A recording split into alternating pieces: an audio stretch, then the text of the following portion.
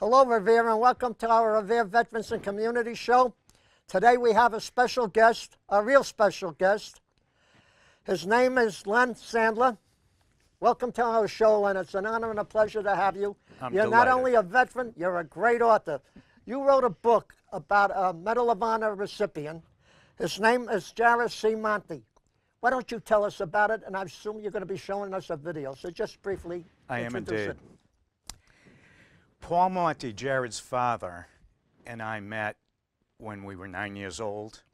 We went to elementary school together, and we went to middle school and high school together in Braintree, Massachusetts. And then, as happens very often, we lost contact with each other. 50 years went by, 50 years, 50. And I knew about Jared's story. I mean, everyone knows about Jared's story. He's the first Medal of Honor recipient from Massachusetts since the Vietnam War. It would be hard not to know about his story. But I was busy running my own business as a consultant, and I said to my wife, I've got to call Paul. He's an old friend of mine.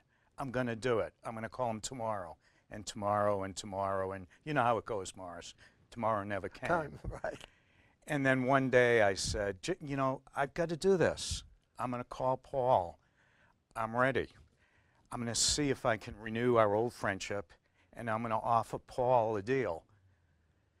If he'll do it, I'd like to write a book about his son, and I'm willing to work on it full time and put my other business aside. So my wife had to buy in on this too, because I said to her, it's going to be at least a year with no income. She said, if that's what you got to do, I'm behind you. I called Paul. I didn't know what he would say, and I was fully prepared for him to say, who do you think you are? How dare you? I'm not going to talk to you, or even I don't remember you. And instead, Paul Monti said to me, of course I remember you. I trust you with my son's story. When can we start?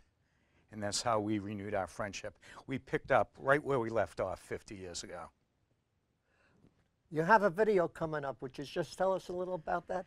I actually put this video together for the gymnasium dedication at Bridgewater Raynham High School. The gym was dedicated to Jared Monti. So as part of the ceremonies, I put together a little video that summarizes the book. We showed this back in October. So it's a self-explaining video that we'll be seeing out here. It's a summary of what happened with Jared. Okay, Mr. Sandler. Thank you for the introduction. Please show the video if you would like to, so the people in Revere and across the country can see it.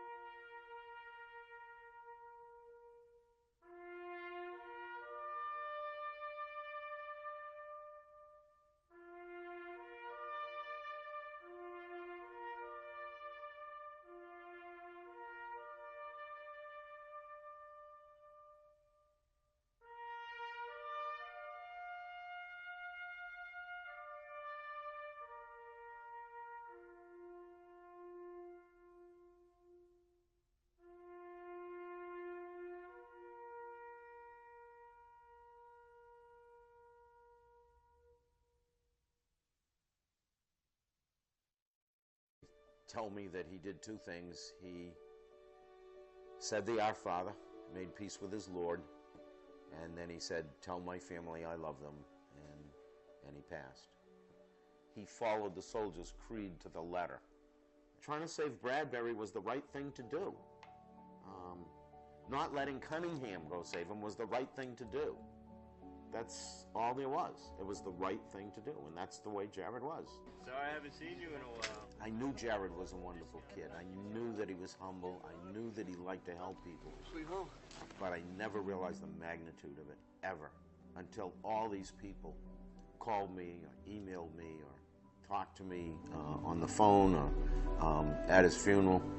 Then I began to realize what a giant this little guy was. The phone rang. There was a woman on the phone. She said, are you Paul Monti? Yes. Father Jared Monti? Yes. Well, there's someone here that would like to speak to you.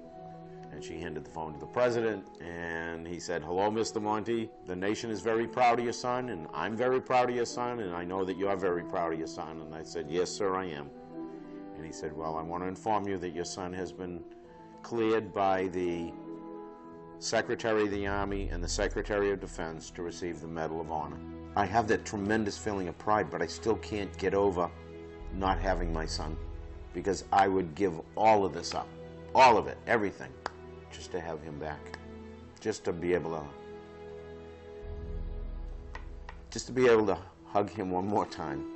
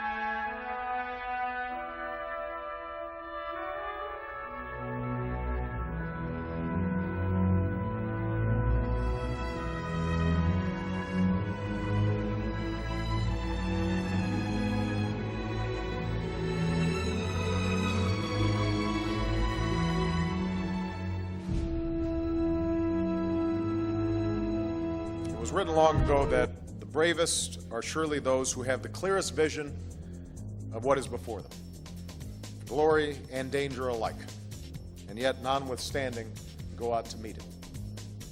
Jared Monti saw the danger before him, and he went out to meet it. He handed off his radio, he tightened his chin strap, and with his men providing cover, Jared rose and started to run. They say that his final words, there on that ridge far from home, were of his faith and his family. I've made peace with God. Tell my family that I love them.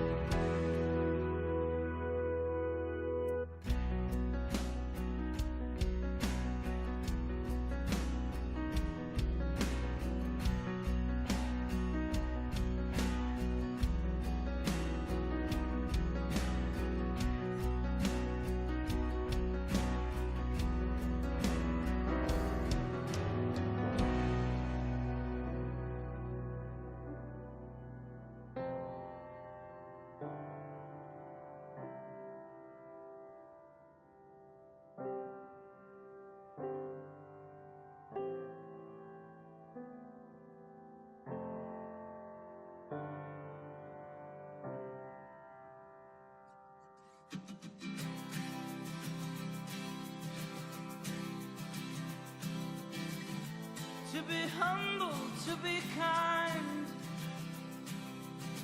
It is a giving of peace in your mind, to a stranger, to a friend, to give in such a way that has no end. We are love, we are one, we are how we treat each other when the day is done.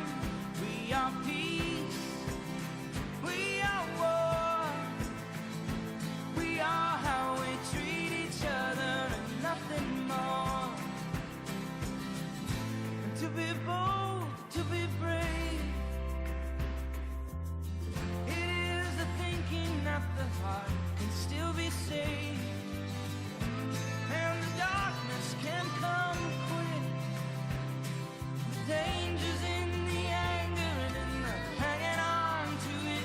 We are love, we are one, we are how we treat each other when the day is done.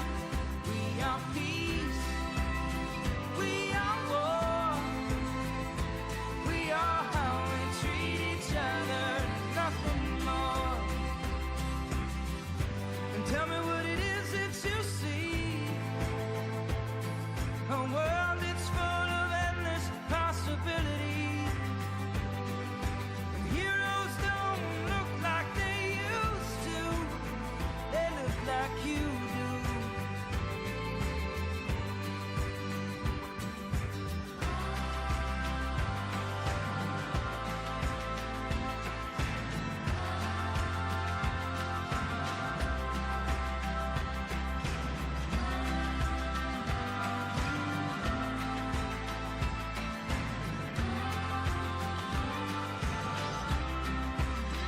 We are love, we are one, we are how we treat each other when the day is done. We are peace, we are war, we are how we treat each other, nothing more. We are how we treat each other, nothing more. We are how we treat each other.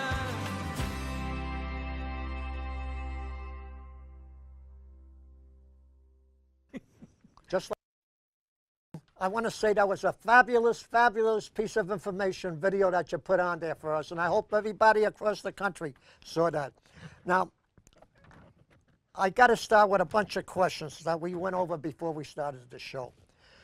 How did you first meet Paul Monti? I know you mentioned him at the beginning, you haven't seen him in 50 years, but when you met him, what was the first meeting like? I went to his house and we just talked about what had happened over the 50 years with his family, with my family. We sort of got up to date. And then he told me how there had been other people who wanted to write Jared's story, but they wanted to sensationalize it, they wanted to change it, and we agreed that we would tell the story the right way. The way it was. Which is what really happened without any embellishment. So we came up with a game plan of how we wanted to approach the topic. And you and Paul Monti spent a lot of time together on that, I assume. We did, and I enjoyed every minute of it. So now the second question is, why did you write this book? Well, I wrote it to tell the story not of just how this hero died, but how he lived. I knew he had been a Medal of Honor recipient, but that's just the tip of the iceberg. There's so much more to what this guy was. He's a person for everyone to emulate. The word hero it's not a strong enough word. It doesn't, and unfortunately there's no stronger word than that. He is a role model for people to look up to. By the way, as we continue the show, I would like to present you with a flag with every hero that we have, every veteran, and you are a veteran of the service, the National Guard. Thank you for serving our country, so let me salute you. And before I present you this flag, people may not know that, but you know it better than I do, that Paul Monti does flags for the veterans deceased at Bourne National Cemetery. Would you speak a little about that? But before we do, let me give you this flag on behalf of the people of Revere, the city of Revere, and the veterans of Revere. Thank you very much. And I'm going to go Morris. one step further. Since you wrote the book about Jared, from the United States of Revere. Thank you very much. Go ahead, tell us about the flags at Bourne. You've been to Bourne, I'm sure, many times. Yeah, I've helped to put the flags in and take the flags out on Memorial Day and Veterans Day. Paul was determined when they told him that he couldn't put an American flag on his son's grave. Just imagine that. After all that Jared did for this country, Paul couldn't put an American flag on his son's grave to honor him. And Paul said there's just something wrong about that. He told the cemetery officials that there was a Massachusetts state law that made it mandatory to decorate and to honor veterans on their two holidays. Right, Memorial Day and Veterans Day. And they said smugly, well, this is federal land. We don't have to obey Massachusetts law. And that's all Paul needed to hear. He's a determined guy. Good. Very much like his son. But, you know, sometimes it's not easy to deal with a bureaucracy. It took him 4.5 years of lobbying to get permission for the flags to go on the graves of the veterans. Paul went to the Secretary of Defense, the Secretary of the Army. It was finally senators from Massachusetts who were able to get permission. I believe Kerry was one of them. John Kerry was one and Scott Brown That was the other one. Right. However, they gave Paul the stipulation that he had to buy these flags, and they look very much like this wonderful Exactly flag. like that. He had to buy them. He had to find a place to store them, and most importantly, he had to arrange for people to put them in the ground and then take them out. There were, at that time, 57,000 people buried at Bourne National Cemetery. There are 58,000 now. Well, Paul went on your show, and he lobbied. He tried to use the media also, newspaper stories and so on. Paul just said, we'll spread the word. And a lot of people said, there's no way you're going to get that many volunteers. It'll take days and days and days to put that many flags in the ground. And Paul said, we'll spread the word. We'll do it. He was like Jared in so many ways. Sure enough, over 1,000 people showed up that first day, and has been growing ever since. Right, I would like to say something, Len, if I may. Paul came down to our senior center in Revere, and I like to put Revere on the map, really on the map, on all 50 states. I was going to say 48, but that's because I'm old. All 50 states. He came down and he asked to be honored. He didn't ask to be honored. We asked to honor him when he came to the senior center. We'd collect money from the people of Revere, the Commonwealth of Massachusetts, and we send it to him to put brand new flags every Veterans Memorial Day on those graves. So, Paul, if you're out there, thank you. Thank you for your service, and especially your son. I'd like to read another question, if I may, Mr. Of Singh. course. In the book that you wrote, you say that Jared wasn't just a hero that night on the mountain, but was a hero all his life. Why did you say that? Now, tell us something about him taking those Muslim kids to school to protect them from the arrogance Yes, there. there was that quote, and he did. He noticed the Muslim kids being harassed by the Albanians. And for Jared, he always fought for the underdog, the people who couldn't fight for themselves. It's just, he did that from his earliest time. So he would drive them to school in his Humvee. And what he would do is try and get back so that he wouldn't get in trouble. And there were times he didn't get back in time. He did get in trouble, and it didn't matter. He would do it anyhow. The amazing thing about Jared is he never cared about getting in trouble, and it was true his entire life. He was always that way. An example was back in high school. Paul came home one day, he was a teacher at Stoughton High, and said, Jared, where's your bed? Jared said, oh, I gave it away, Dad. Paul said, you did what? How could you give your bed away? And Jared said, look, there's a kid from school who was thrown out of his parents' home, and he's been trying to sleep on the floor over one of our friends' houses, and he can't sleep. It's too uncomfortable for him. So I gave him my bed. I can sleep on the floor. It's okay, Dad. And Paul's response was, what could I say to that? That's the way Jared was. He was not only a hero in the Army, he was a hero in civilian life. He was too. always a hero, going all the way back to second grade, that early. His second grade teacher says that a little girl fell down on the playground and skinned her knee. Jared ran over, picked her up, and asked if she was all right. That doesn't sound like anything special, but this teacher said in all her years she had never seen a second grader do that. She didn't think second graders were capable of that kind of empathy. The typical response would be for a second grader to just stand and stare and wait for an adult to go over and help a hurt child. Jared stood out, and he stood out his entire life. He was only 7 years old if he was in second grade. That's absolutely right. So fortunately, they're just story after story. There are hundreds of these stories.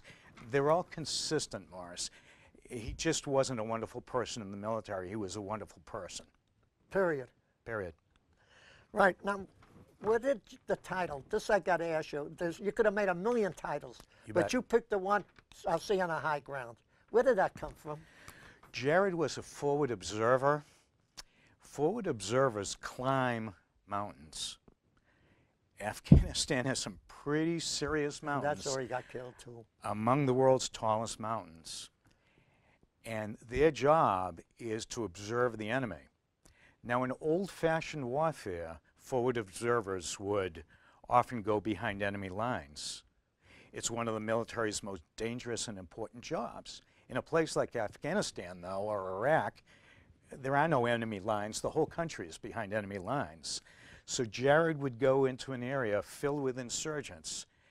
They would try and be as unobtrusive as possible, try and hide, and they would watch, and they would spot the enemy, and then call in aircraft fire, artillery fire. So forward observers are literally putting their lives at risk all the time. See you on the high ground is their mantra to each other. They exhort each other on with, see you on the high ground. Before we continue, I'd like to honor two people here. One is the Revere Veteran Service Agent, Nick Boer, who does a lot. He's the one that brought Paul Monti down here where we first met him. So, Nick, if you're listening, thank you. Our second one I would like to say thank you to is our own Mayor, Dan Rizzo, who every Memorial Day, every Veterans Day is there out for us. So thank you, Mr. Mayor. And I would also like to, oh, yes, before I forget, why did you include the song lyrics from Nothing More? My wife actually heard this song. It's done by Alternate Roots, and it's the song we used to close the video. She heard it on the radio, and she came home and said, have you heard this song? It sounds like it's about Jared. And I said, no, let me try and go to YouTube. Let me try and find out what the song is. As far as I know, I Drive Your Truck is the only song That's the one I written. heard. It's the only song about Jared and Paul Monti. So I listened to it, and it was just remarkable in the way that it described Jared. I contacted the Alternate Roots, the band, and I said, I'd like to, they're from Connecticut, by the way. They did this song in tribute to the children and the adults who were killed at the school in Connecticut several years ago. And I said, would it be okay if I used the words of the song? Let me tell you a little bit about Jared. And their response was wonderful. They just said, he sounds like an amazing guy. Of course you can use our song. Feel free to use it as you'd like. So my thanks to the Alternate Roots for that permission.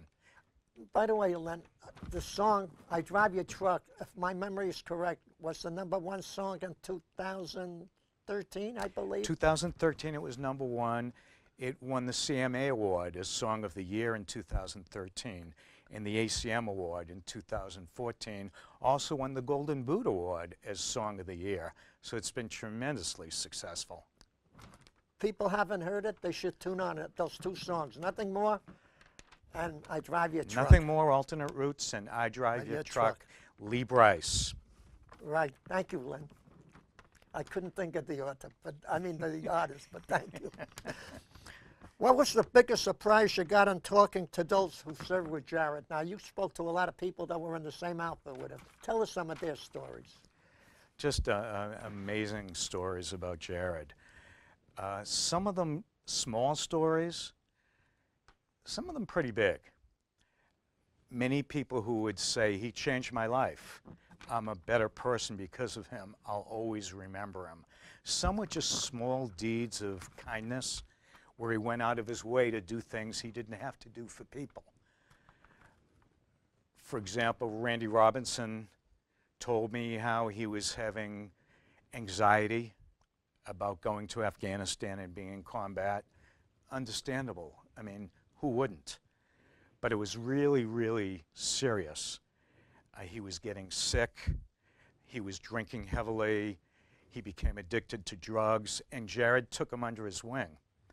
And Randy said he's the only NCO I knew of who would call me by his first name, by my first name.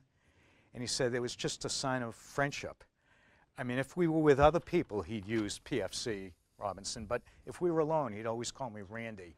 And I really appreciated it. He looked out for me. He was always asking how I was.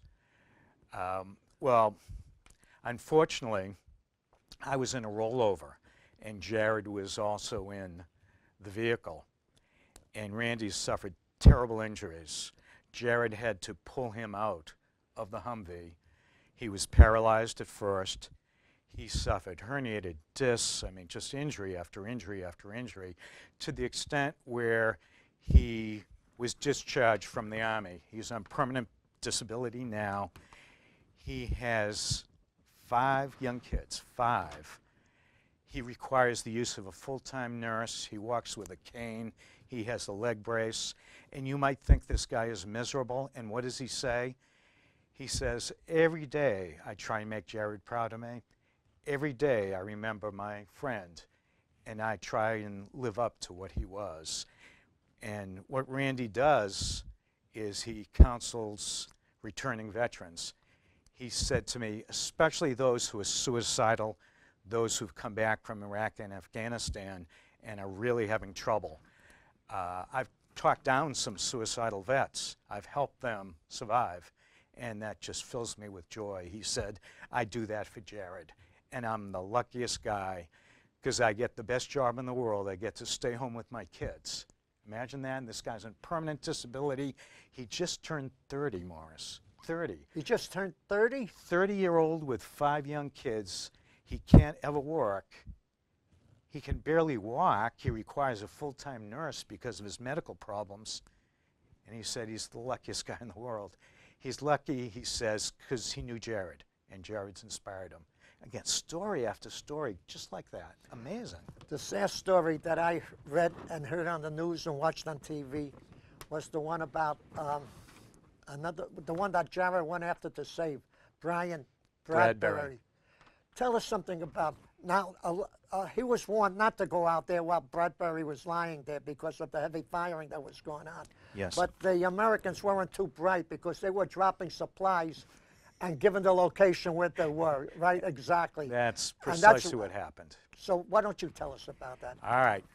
So you have a group of forward observers. There were 16 men in the patrol. They were only 9 miles from the Pakistani border. Dangerous territory. No Americans had ever been there before. They had to go undetected. Unfortunately, they had no food, no water. The larger mission was being delayed, so they needed a supply drop. You're right. The idea was to have the helicopter drop supplies on the other side of the ridge. Instead, the helicopter flew right over their position and dropped supplies on top of them. The insurgents in the valley below were watching this with binoculars. They knew they were going to get attacked. They were on top of this mountain. The mountain itself was about 8,500 feet. Not anything you can hurry down. So they said, all right, let's just try and hold our ground the best we can. So they took up defensive positions. Jared called in for artillery support, which came immediately, but the air support was going to take a while. They had to buy themselves some time. They didn't want to get overrun by 50 to 60 of the enemy who suddenly attacked. Private Bradbury was from Jared's squad. There were two squads, one Jared's and one Sergeant Cunningham's. Cunningham said, I'll go out and save Bradbury. He was caught in no man's land. And as everyone knows and was from the beginning of the time, you're out in no man's land. Someone's got to go get you because you can't get back on your own. He had his arm partially severed from an RPG. Brian was only 22 years old.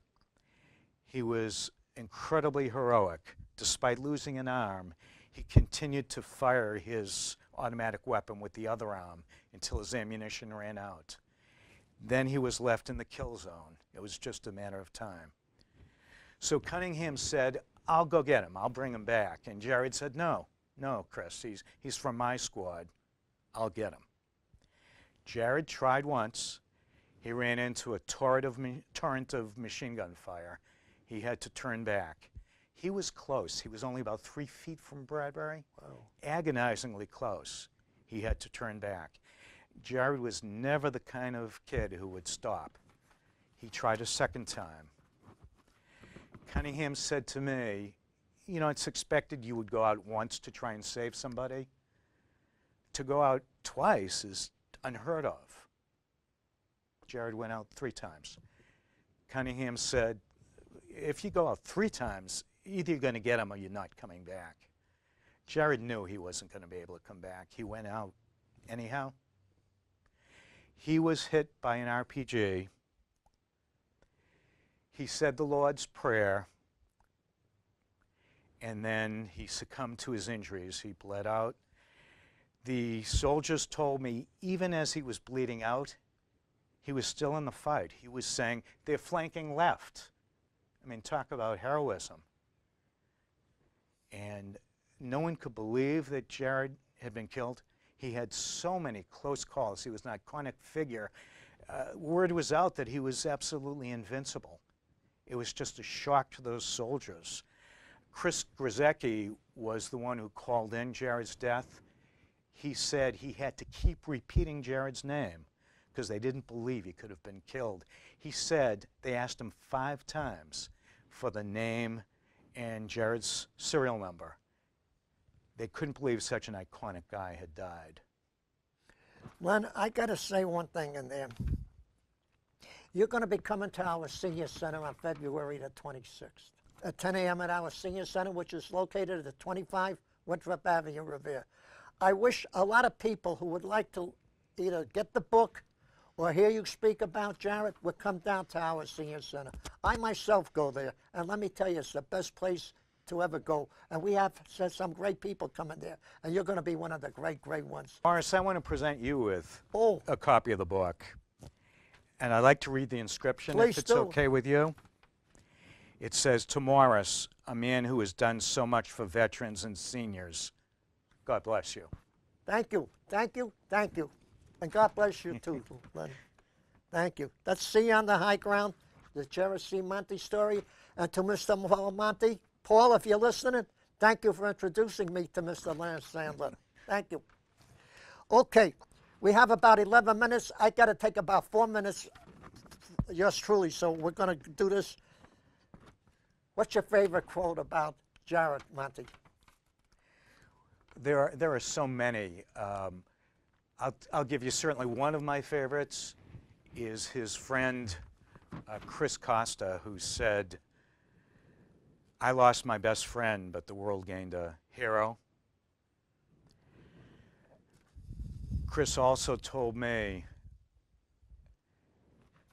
I knew as soon as I heard that Jared had been killed, I knew he died trying to save someone else. There's no other way he would go out. No other way.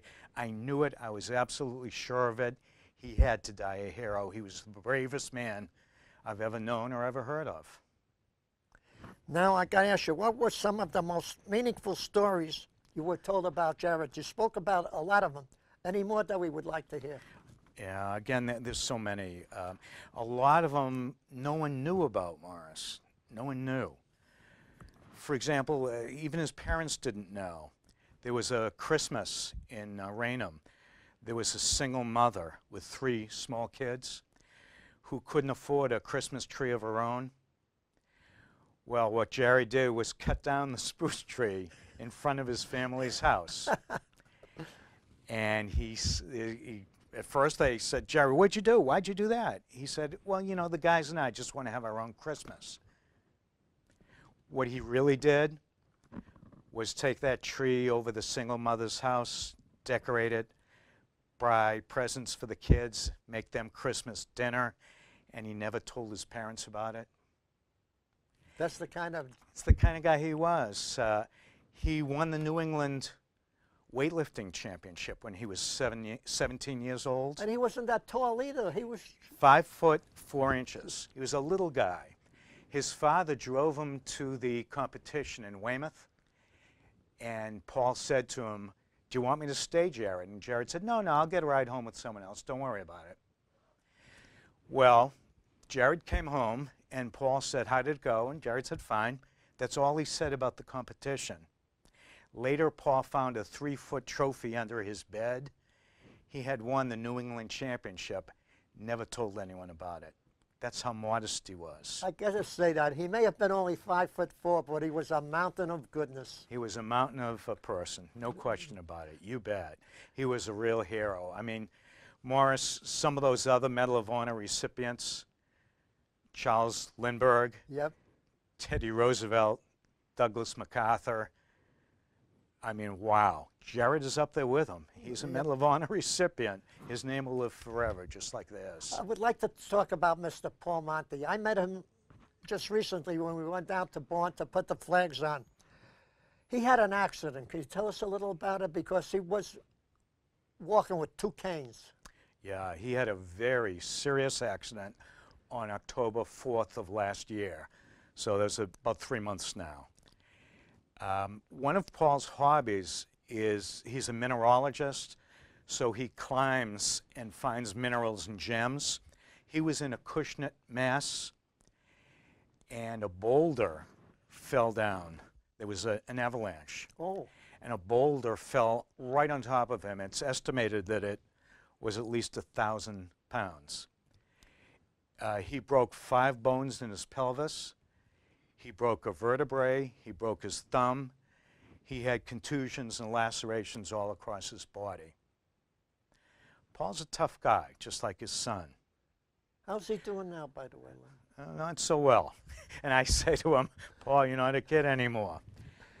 Believe it or not, after having that happen to him, Paul would not accept an ambulance ride. He said, "I'm fine." And they said, "Will you at least go to the hospital?" And he said, "All right, I'll go to the hospital." He himself rode in Jared's truck. He drove to the hospital, to Good Samaritan Hospital in Brockton. It was determined that his injuries were too severe to be operated on. And then he was released to Spaulding Rehab Center in Boston. Paul said to them, "Well, you know, I've got my son's gym dedication in a week, just 7 days away. I'm going to be going to that." And there was no one in the medical profession who believed that was possible. With all those injuries, a week, and you think you can go to a gym dedication? And by God, Morris, he was there in a wheelchair. I'll never forget the sight. He slowly lifted himself out of the wheelchair and onto a walker. He went to the podium and he gave a rousing speech about his son. I asked Paul how he was able to do it, and he said, "I don't know. My son is with me, though." Right? I got to say, we're going to start a new program at the Revere TV Veterans, right here. because of you. You said you hadn't seen Paul in 50 years. You met, and then you became together. Yep.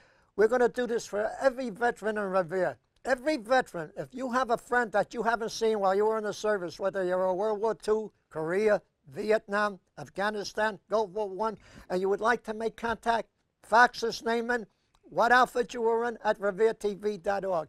We will put it on the air for you, and if they contact us here, we will contact you. And that's because of what you just gave us a good idea, what you said to do with Mr. Monti, that you haven't seen him 50 years. That's how we're going to start this here. I would like to say another thing, Lenny. You came all the way from Westford. Westford. I'm not familiar with Yeah, that far. it's not far, near Chelmsford. Keep going. Near Lowell. No, I got it. Lowell, yeah, all right. Because the reason I say that to you, I was in the service and I met a gentleman that I met later on, about 40 years later, who came from Worcester, Balik Sokolowski. If you're still alive, Balik, fax us an email here at reveretv.org. Fax it, and maybe we can bring up back memories. But I'm talking 46, 69 years ago. I'm 86, and I guess you were 10 years older than me. You might be way up there or really way up there. So, Balik, if you hear me, please. There was another gentleman, Robert Shelton, from West Virginia, who was in the service with me at Fort Dix, New Jersey. Robert, if you're listening, remember you didn't have a place to come when you came on furlough, and my mother invited you over to my house? So if you're out there, contact yours truly at reveretv.org. And anyone out there, and we'd like to start this program. I think it would be good because people can still make contacts just like you did after 50 years. Now, what are your future plans, Lenny? Because we only have 3 minutes left. Take 2 of them. My future plans? Yes, sir. To be there for Paul, to try and promote this book. I plan to go up to Fort Drum to have a book signing there. That's in Watertown, New York. Watertown, New York. It's headquarters of the 10th Mountain Division. Right. Those were Jared's people, and I want to go to his people, and some of them are talking about it already.